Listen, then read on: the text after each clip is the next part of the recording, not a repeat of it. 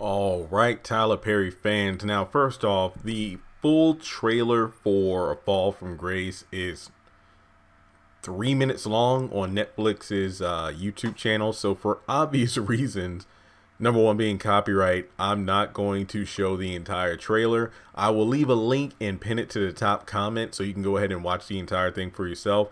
I took notes on the trailer, but to be honest, I don't even think I'm doing it a full. This won't be like, for example, a Have and Have Not or Greenleaf or Loving You Is Wrong trailer breakdown, where I'm going to break things down scene by scene.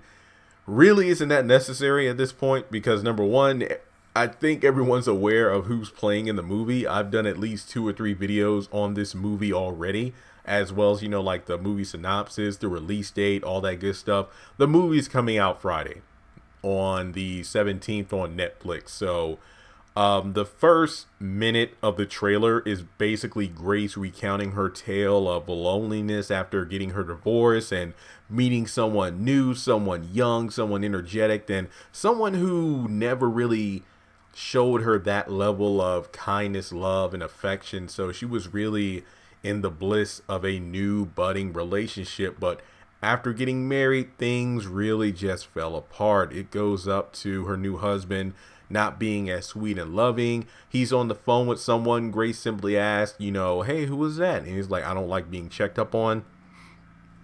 And then later on, we find out that Grace's boss tells her that she has 24 hours to give back the missing money or she's going to jail.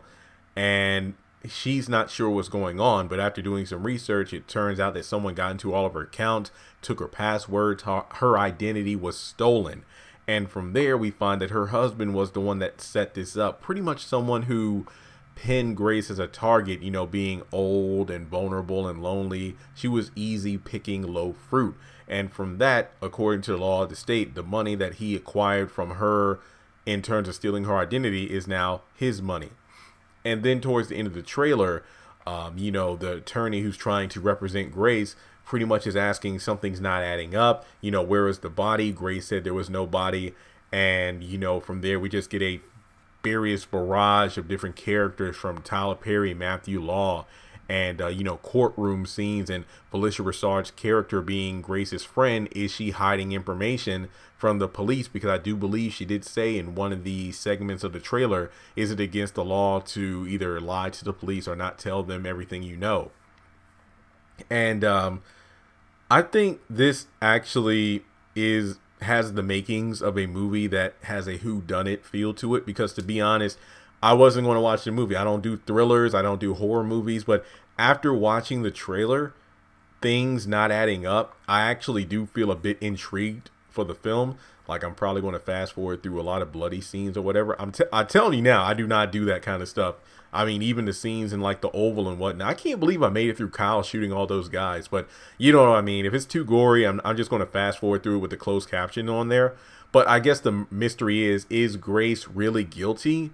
Or did someone else kill this new husband of hers and she's being set up for it? But all that's to say, yeah, that was pretty much the trailer in a nutshell. I mean, like I said, there's really no need to go scene by scene. But I guess we could talk about the aftermath so far. Apparently there were a couple of special screenings of the movie. Tyler Perry was saying in all of his 25 years in the business, he's never seen a fan reaction to a film like that, which says something. So one could guess that people were eating this movie up even more than the Medea films or any of his other movies. Only time will tell. Here's my thing. Regardless of how I feel about the movie after I watch it, I just love the fact that Crystal Fox is finally getting her big break, like a sign, her face, on a big billboard in New York, and just, feeling a lot of love. And I mean, let's be honest here. Aside from her work in The Heat of the Night, because that's an entire generation of people who know her from that, but also the haves and the have-nots, I think the overflowing amount of fanfare comes from that, combined in this being her first big film. So I think this is a very good thing for her. But with that being said, I'm still going to be honest about how I feel about the movie. Will it be Acrimony 2.0? Will it be something that'll be amazing?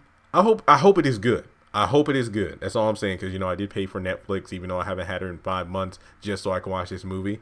But let me know your thoughts in the comment section below. Will you be watching this movie when it comes out Friday or over the weekend when you have time? Will you not watch the movie until you see my review on it? And then it's like, wow, if Jeremy didn't like it, I don't think I'll like it either.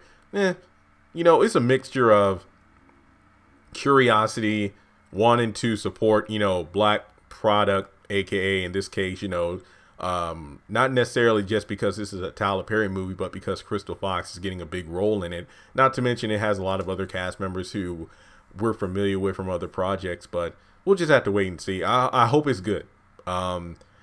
That's really all I have to say about it. So the next time you will see a Fall from Grace video is when I do a movie review, and maybe if it's, one of those things where it brings about the question of right and wrong. It's like, okay, was so and so. I might do a couple character discussions, but it depends on how well the movie is and what my reaction is. And believe it or not, I'm not really going to get into the whole, oh man, this is Tyler Perry once again showing a black woman struggling and this and that, or the bad wigs. I'm not really big on that kind of discussion, because that's not what the channel's about. Honestly, I'm more intrigued for a good story, but yeah, the wigs are kind of distracting, but that's all I'm going to say on that. So, the drill, guys. Make sure you subscribe to the channel, hit the bell notification icon, check me out on social media.